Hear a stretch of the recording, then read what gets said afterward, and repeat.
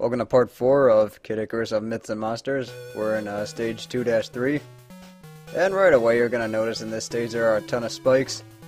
And first thing I'm going to do is try and make this jump, which I will, to get some extra health. And one thing about this stage is that there are going to be a lot of poison ponds you have to go across. But also there's some rocks that like to pop up and feet that like to come down on you. But we've all seen this before. So it's just a matter of managing those hazards. Just like not trying to go into the door too early before you get hit by the rocks. There's some bats. Of course those guys are a lot easier to deal with now that I have stronger arrows and a longbow.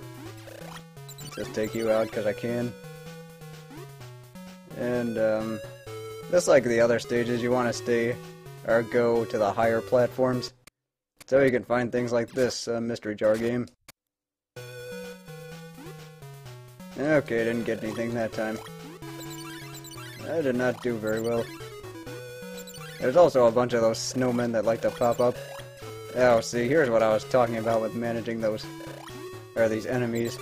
Because they just had a bunch of things flying on me at once, and that could have been pretty disastrous. Anyway, more bats. So one thing you do have to watch out for, as I mentioned before, were the poison ponds. Especially since there's so many of them in this stage. And you can take out feet with one arrow, which is always good, because you can rack up on hearts pretty easily in this level. Anyway, and here's more bats. This is actually the third one. Okay, now that we're done with, I think, the third bat chamber of this stage, let's keep going.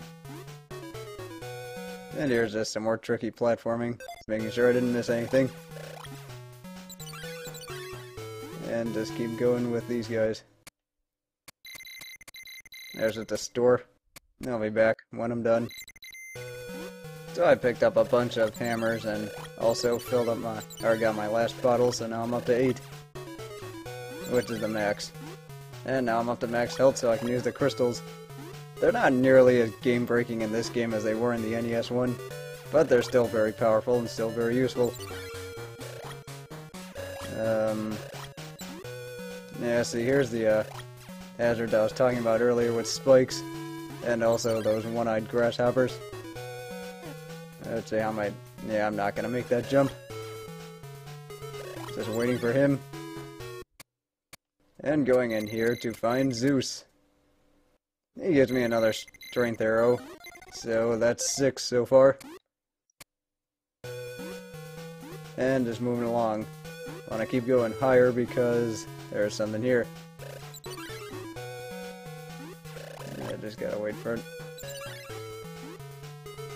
Unfortunately, this jump is very tricky to make without getting hurt. So screw it, you're just gonna have to get hurt. Let's see, I want to get the harp. Just so I can fill up on some more hammers. I am gonna end up getting hit again, but such is life. Yeah, see there. That's the difficult jump to make there without having to go and hit the spike. But anyway, use your hammers here, and you'll find a hot spring guarded by totem poles. Now I'm just taking these guys out for points. It's no other real reason. So I'm not even sure if these guys give you points. Oh well, I'll just do it anyway.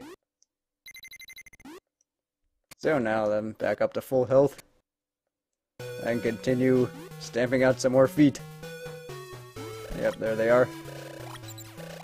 Just missed that one. And just taking out more of these guys. See, I'm trying to find the right trigger point so I can get some more harps, or some more hammers by touching the harp and having to get hit again. That was not done well at all. And that really didn't have much of a point. And here's a black market, just in case you get more stuff stolen or you want a credit card, which I didn't. And I ended up triggering some rocks. That's one other thing about this stage, is that there are a lot of hazards that you can trigger just by going out of doors. But other than that, this stage really isn't too tough. I mean, there's some tricky platforming here and there, but it's really not that bad. Let's see, in here should be more bats. Well, the good news is fighting all those bats is good for my score, as well as racking up a lot of hearts. See, I want to try and make these jumps because that's the only way I can get the key. Now, let's see if I got it. Yep, I did. So I'll be back when I'm done with all the doors. Guess what? Aside from getting all my hearts back, I got a lot more hammers and a credit card. So let's finish the stage. This is gonna take a while.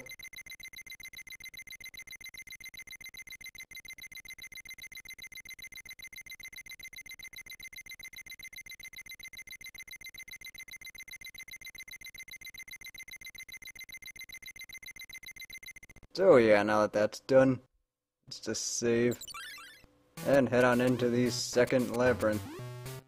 This one's a little bit bigger than the first one, but it's really not that bad. The spike traps we all know and love from the first game make a return. And just like this one, the spikes do go a lot slower in this one compared to the NES game. But in here I just found the map, so at least I know what this place looks like. The good news is you can duck the ones that go from the top. They don't quite reach the bottom all the way. I just had to take out these fingly guys. Go down here. And over here is the pencil. So now I can tell where I've been, as you already know. And that's the shape of this labyrinth. Not really sure what that's supposed to be, but who cares. Let's just go within and defeat the Guardian and get the second sacred treasure. And here are just some gels. Pretty easy to deal with. See, I think I need to go left and run into some fuzzes. Is that how you say that? Fuzzes? No, whatever. Anyway, I just need to take care of these guys real quickly. Go all the way here, make sure you stand on the edge of the platform, use the hammer, and find the torch. So now I have all three of the items already. Here's a spike puzzle that makes a return from the NES game. Except the timing's a lot different in this one compared to the other one, so it is easier to get hit. Just like I did there. I really got my ass self-beat in that one. Or I mean spiked. Probably what I meant to say. Anyway, icy platform's always fun. I just gotta wait for this one and just quickly make my way across. I need some health. Let's see, in the left should be a store. Those are just some snakes. Pretty easy to handle at this point. And some more fangly guys. I think up there might be a hospital in case you get turned into an eggplant. Actually, no, I think it just might be a dead end. Let's just find out.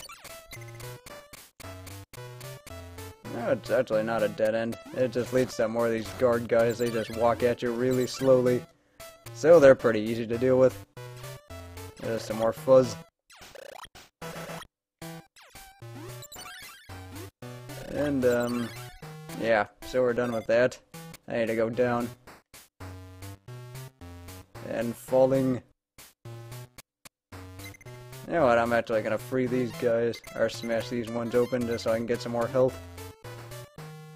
And because I have enough hammers anyway. There's some eggplant wizards.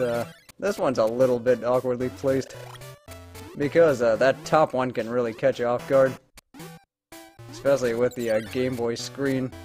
It's pretty easy to get blindsided by that top shot. And just in case you do get turned into an eggplant, you can go in through here and go to the hospital that's on the left. But since I didn't, I'm just gonna go through the spike wall of doom. And let's see, to the right should be a hot spring. Great. Let's just take out that eggplant wizard, because we can. And because they're jerks. So anyway, just making my way back here. I need to go up, actually. And take out this guard. And this one.